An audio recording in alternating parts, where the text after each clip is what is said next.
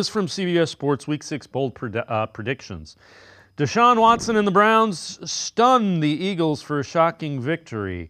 Why? Well, Jalen Hurts leads the NFL in giveaways 27. Since 2023, he is struggling this season.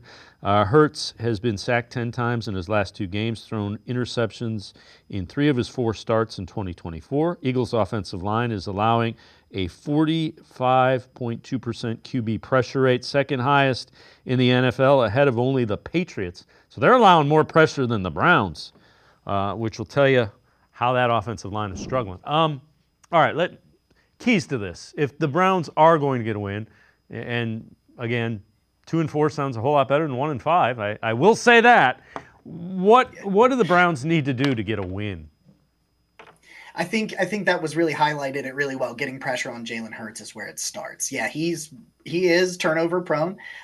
They need to set up their offense with some short fields and give them some opportunities to put points on the board, even if it's just some field goals. We saw them last year where the defense was forcing turnovers and forcing stops, and they were winning with field goals, like with PJ Walker at quarterback. So I think just limiting the explosive plays of Philly's offense and putting them in, nice third down situations on defense to where they can force some punts and force some turnovers and put pressure on Hurts.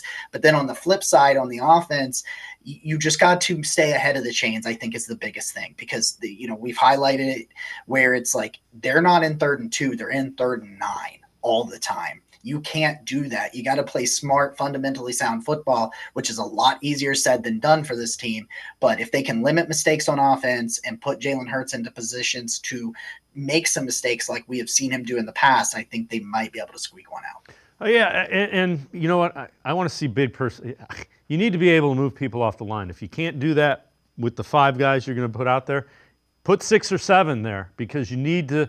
3rd and 8 is what they've been in, and that's why their third down conversion rate is the worst in football. And you need to be 3rd and 4 to give yourself a fighting chance here.